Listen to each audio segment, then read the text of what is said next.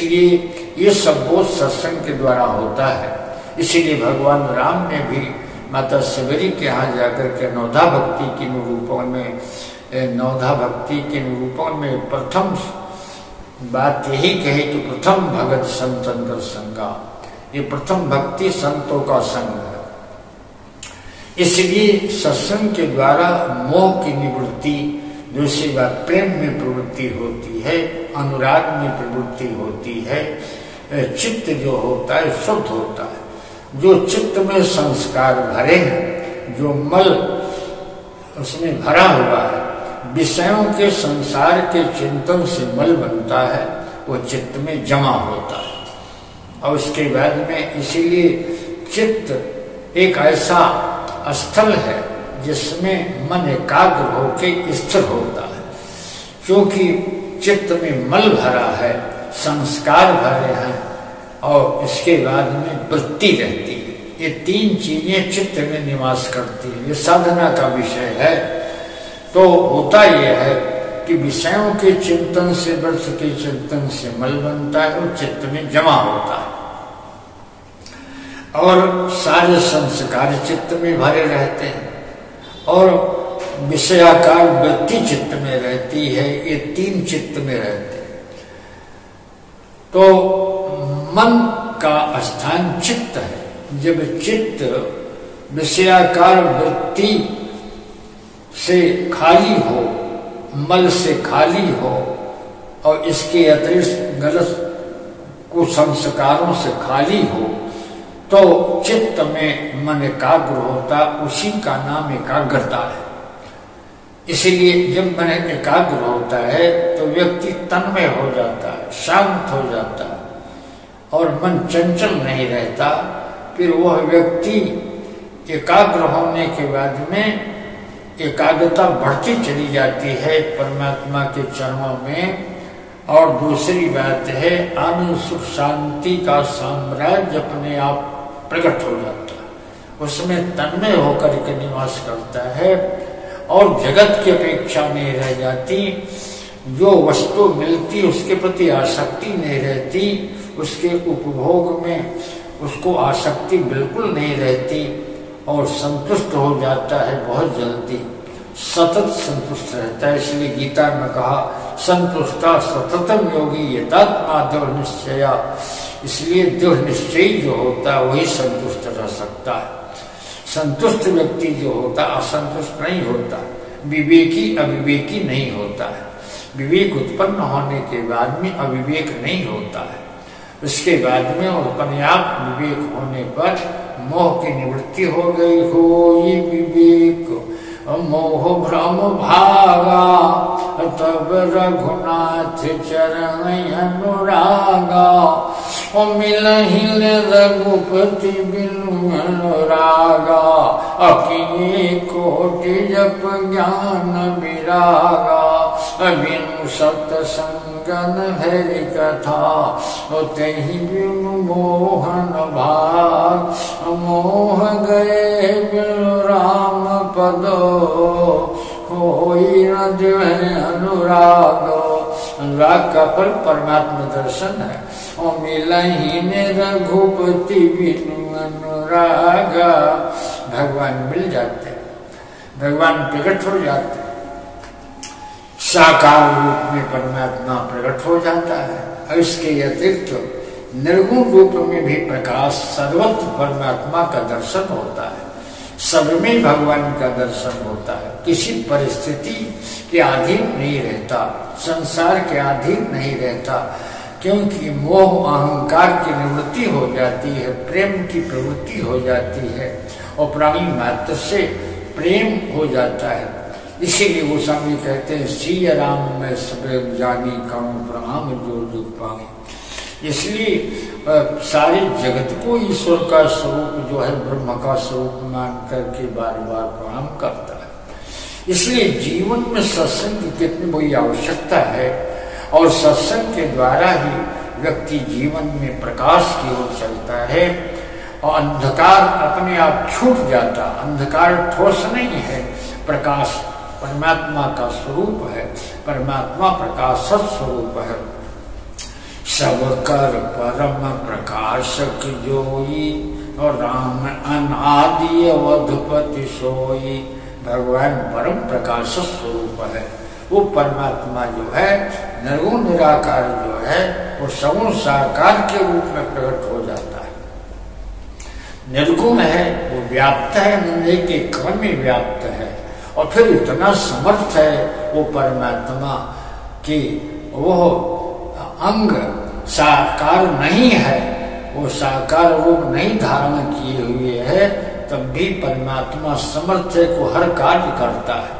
इतनी सामर्थ्य उसमें है कि बिनु पग चले सुनई बिनु काना और कर बिनु कर्म करे विधि नाना अवानन रहित सकल रस भोगी और बिनु वाणी बक्ता जोगी और तन बिनु परस नयन बिनु देखा अग्रही घ्राण बिनु वासय शेखा अवश्य सब भांति अलौकिक करनी महिमा जा सुजाय नहीं बरनी आया गुणाय खंडय अनंत अनादि अजय चिंता ही परमार्थवादी अनेति नेति जहि वेद निरूपा अनिजानंद निरूपाधि अनुपा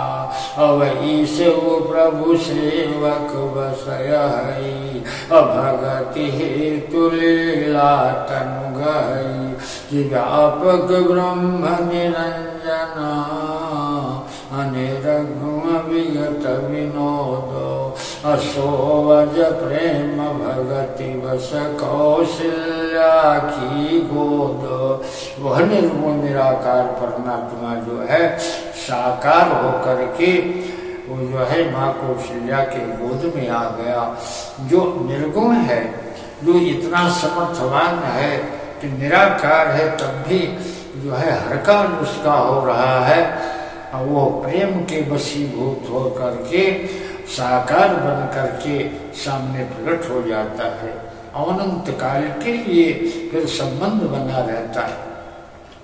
भगवत प्राप्ति के बाद में व्यक्ति का पुनर्जन्म नहीं होता। भगवान के धाम में अनंत काल के लिए वो निवास कर लेता है। वह अनंत धाम सदा प्रकाशित है। वहाँ सूर्य नहीं है, चंद्रमा नहीं है, अग्नि नहीं है, परमात्मा ही प्रकाश स्वरूप है। मनुष्य को इतनी कोई शक्ति प्राप्त है, वो भगवान उस धाम में अनंत काल के लिए भगवान के साथ निवास करने की सामर्थ्य उसको प्राप्त है। 84 लाख प्रकार के जीवों में किसी को सौभाग्य नहीं प्राप्त है। यहाँ तक देवता को सौभाग्य नहीं प्राप्त है जो मनुष्य को प्राप्त है। इसलिए बड़े अच्छे ढंग से कहा, न तद्भासते सूर्य न शशांको न पावकः यदि गप्ता न बल करते सद्धाम परमम्। जहाँ सूर्य का, चंद्रमा का, अग्नि का निवास नहीं है और वहाँ धाम स्वयं प्रकाशित है, उस धाम में उसका निवास हो जाता है। ये मनुष्य की प्राप्त करने की क्षमता है। इसलिए मनुष्य चाहे अपने जीवन में तो भगवान का वो परम धाम प्राप्त कर सकता है। इसीलिए कहा कि यही तन कर फल विषय भाई स्वर्ग स्वल्पयंत दुखदाई। मनुष्य जो है वास्तव में वह इसलिए है कि वो विषयों में न फंसे, वो संसार का सेवन करे। हमारे यहाँ योग से भोग, स्वतंत्र पशु भी नहीं भोगता है। इसलिए प्रकृति परमात्मा नियंत्रण करता है। मनुष्य को परमात्मा ने इतनी क्षमता दिया, इतनी शक्ति दिया, इतना विवेकशील बनाया कि वह संसार के हर वस्तु को समझ सकता है कि वास्तव में कौन ग्रहणीय है, कौन नहीं ग्रहणीय है, कैसे खाए, कैसे पिए, कैसे रहे, कैसे क्रिया करे। ये सब बोध 84 लाख प्रकार के जीवों को नहीं है, केवल मनुष्य को है। इसलिए बड़ी जिम्मेदारी की बात है। इसलिए परमात्मा को प्राप्त करने के लिए वो संसार में आसक्त नहीं रहता, वो विषय नहीं रहता। इसलिए कहा इस तन का फल यह है कि यही तन कर फल विषय न भाई, और स्वर्ग स्वल्प अंत दुखदाई। इस तन का फल विषय नहीं है। दूसरी बात यह है कि अगर स्वर्ग भी मिल जाए तो ठगा गया। स्वर्ग में तो जितने काल तक मनुष्य रहता है उतने काल तक भोगता है, बाद में उसका पतन हो जाता, फिर नीचे चला आता। लेकिन भगवान के धाम में निवास होने से अनंत काल तक के लिए वो भगवान के साथ रहता। इसलिए इतनी बड़ी कृपा भगवान ने किया है, जो मनुष्य शरीर प्रदान किया है, वो चाहे तो अनंत काल के लिए भगवान का सानिध्य प्राप्त करे, यही मनुष्य जीवन की सार्थकता है। इसलिए विचार करके हम देखते हैं तो पता चलता है कि हम कितने घाटे के सौदे। हम संसार पकड़ में नहीं आ सकता, संसार कभी हमारा हो नहीं सकता है, संसार में धोखा। निश्चित बात है, कोई असत्य नहीं बोल सकता है हर समय, और बोले तो बिना सत्य के आधार के सत्य नहीं बोल सकता। इसलिए निश्चित बात है कि सत्य का ही अस्तित्व है, ईश्वर का अस्तित्व है, आत्मा परमात्मा का अस्तित्व है। इसके बोध में, इसके प्राप्ति में उसके जीवन का कल्याण निहित है। संसार हमारा जो है आसक्ति का विषय जो बना है, अज्ञान के कारण है, मोह के कारण है। इसलिए इससे निवृत्ति के लिए एकमात्र सत्संग ही मार्ग है और दूसरा कुछ नहीं है। इसलिए बिनु सत्संग न हरि कथा, और तेहि बिनु मोहन भाव। मोह गए बिनु राम पद, होई न जो है अनुराग। इसलिए भगवान के चरणों में अनुराग हो, इस सत्संग के माध्यम से ही संभव है। अन्य कोई साधना नहीं है। सत्संग प्राप्त होने पर साधना का सिद्धोहेश होता है।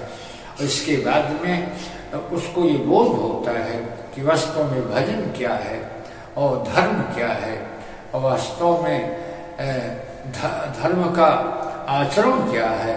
दूसरी बात सद्व्यवहार क्या है, वाणी का तप क्या है, कान का तप क्या है, आंख का तप क्या है, मन का तप क्या है, चित्त का तप क्या है। दूसरी बात बुद्धि का तप क्या है, हमारे हाथ पैर का क्या तप है, किस तरह से हाथ हमारा कहाँ जा रहा है, पैर हमारा कहाँ जा रहा है, हमारा मन कहाँ जा रहा है, बुद्धि क्या निश्चय कर रही है, चित्त में क्या हम जमा कर रहे हैं, ये हमको पता नहीं रहता। इसलिए हम संसार भरते रहते हैं। इसलिए बोध हो जाने के बाद में संसार नहीं भरता, भगवान को भरता है। चित्त में चिंतन परमात्मा का, मन में चिंतन परमात्मा का, बुद्धि में निश्चय परमात्मा का, कान में कथा भरती है, आंख में रूप का भगवान का दर्शन होता है। दूसरी बात है, वाणी के द्वारा भगवान के नाम का संकीर्तन होता है, वाणी के द्वारा सत्य बोलता है, वाणी के द्वारा सरलता से वाक्य का प्रयोग करता है, शरीर में विनम्रता का प्रवेश होता है, झुकना आता है और समझना आता है, सबके प्रति सद्भाव होता है, सबसे प्रेम करता है। ये सत्संग के द्वारा ही प्राप्त होता है, अन्य कोई व्यवस्था नहीं है। इसलिए मनुष्य जीवन की सार्थकता केवल सत्संग के आधार पर ही निहित है, अन्य कोई व्यवस्था नहीं है। यही जीवन का दर्शन है, यही तत्व ज्ञान है, यही जीवन का विज्ञान है, यही जीवन का रस है, यही जीवन का समाधान है। इसलिए जीवन एक प्रश्न है, इसलिए उत्तर परमात्मा है। ये वो सत्संग में होता है। इन्हीं शब्दों के साथ वाणी को विश्राम देते हैं। 2-4 बार भगवत नाम संकीर्तन करते हैं। श्री राम जय राम जय जय राम, श्री राम जय राम जय जय राम, श्री राम जय राम जय जय राम, श्री राम जय राम जय जय राम, श्री राम